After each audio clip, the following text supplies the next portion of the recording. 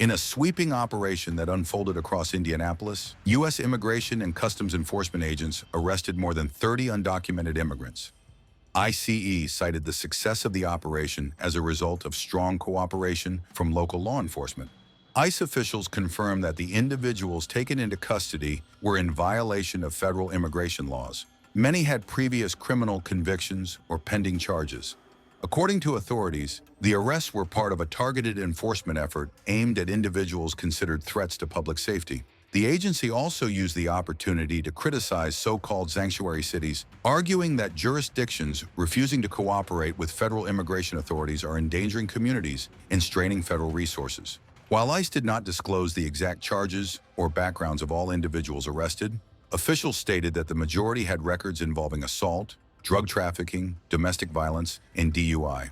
Some were previously deported and had unlawfully re-entered the country, a federal felony. According to ICE, the operation's success was made possible by strong collaboration with local law enforcement agencies throughout the state.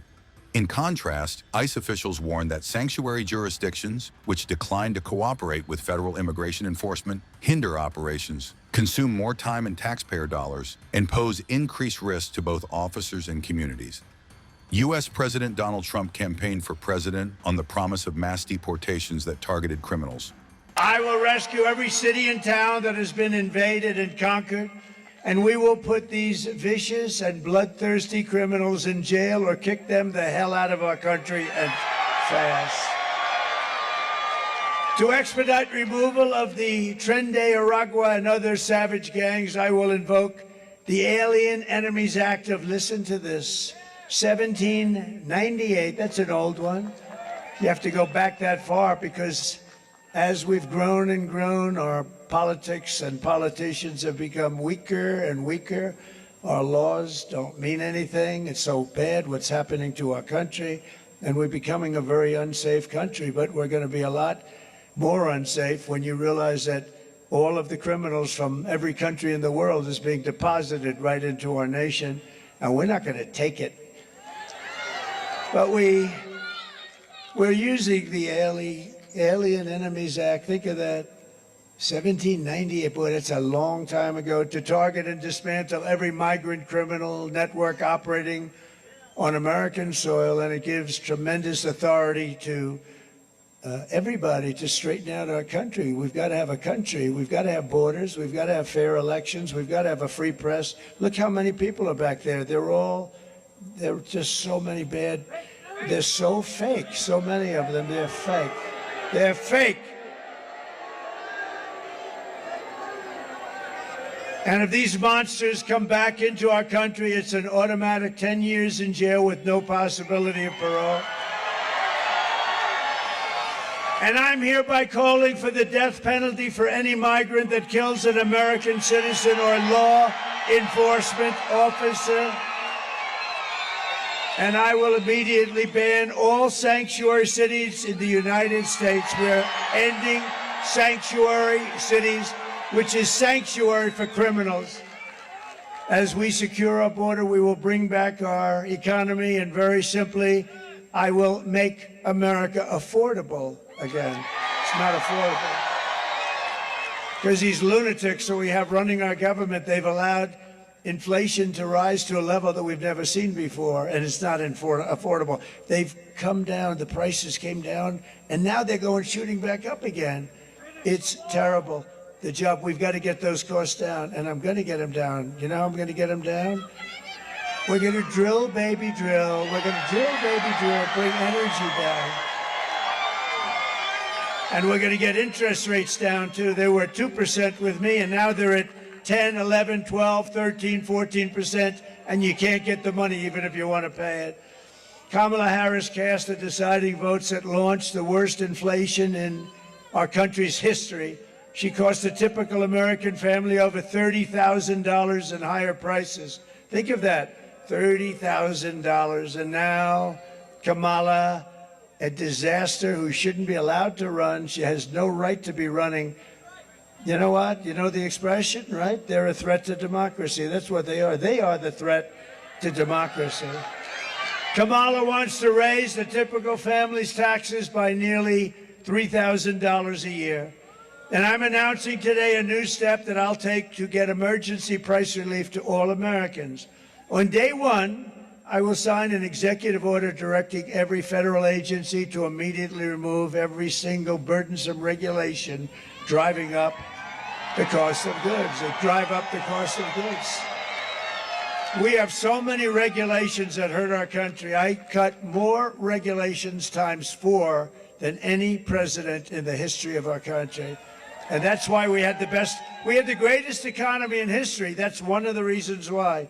The other is I gave you the largest tax cut in the history of our country, including Ronald Reagan.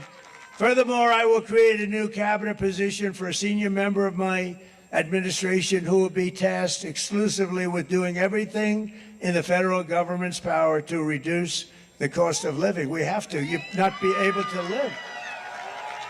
And a lot of it is just the regulations and the rules and regulations, which are just a waste of time and money. And everybody, we need regulation, but I have seen regulations where they have 30 regulations for one subject, and the one subject doesn't even matter. All agencies will be judged daily on their progress in slashing the cost of household items. We're going to slash the costs, and this will be the largest and fastest, most aggressive regulatory reduction. It's going to be the largest regulatory reduction in the history of our country. And it's going to happen very fast. Using just very conservative estimates, we will save the typical household $7,000 in the first year alone. With no impact to your life, Tim. No impact at all, just a waste of money. Uh-oh. Osprey. The Osprey. Pretty amazing, right? Pretty amazing. They've had some difficulty, but pretty amazing. We will end the inflation nightmare immediately and create a record jobs boom, the likes of which you've never seen before. And we had a record. Think of it, 4 years ago, we were energy independent. And during my administration, we had the most successful economy, the greatest economy in the history of our country. The history of our country. And we had the best job numbers in the history of our country. African American, Hispanic American, Asian American, men, women, people with a degree, young people with a degree in the best schools, young people without a degree at all. Every single group had the best. There wasn't one group that wasn't at the all-time top. We had the most successful administration, and we rebuilt the military. We did so many. We defeated ISIS. We did a lot. I will massively cut taxes for workers and small businesses, and we will also have no tax on tips, no tax on overtime, and no tax on Social Security benefits to your seniors. This liar got up today. She said, Donald Trump is going to cut Social Security. No. She knows I'm not. She's going to destroy Social Security, but I'll never cut it. And I'm never raising the age either. She'll have no choice but to. But what I will cut is the tax on Social Security. So she's a little confused. No, she is a liar. And I'll also support a tax credit for family caregivers who take care of their parents or a loved one, a husband, a wife, and they deserve it. You know, without them, you wouldn't have enough hospitals in this country if you doubled them up. You have unbelievable people, angel moms.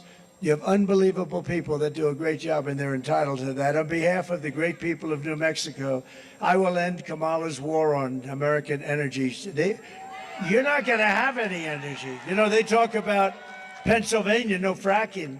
If you don't have energy, they're going to take it away. They want to go all electric, everything all electric. Oh, that's going to be wonderful. They want, even in the military, they want all electric army tanks. There's only one problem, they don't work. But they will be environmentally friendly as you blast your way into various enemy cities, right?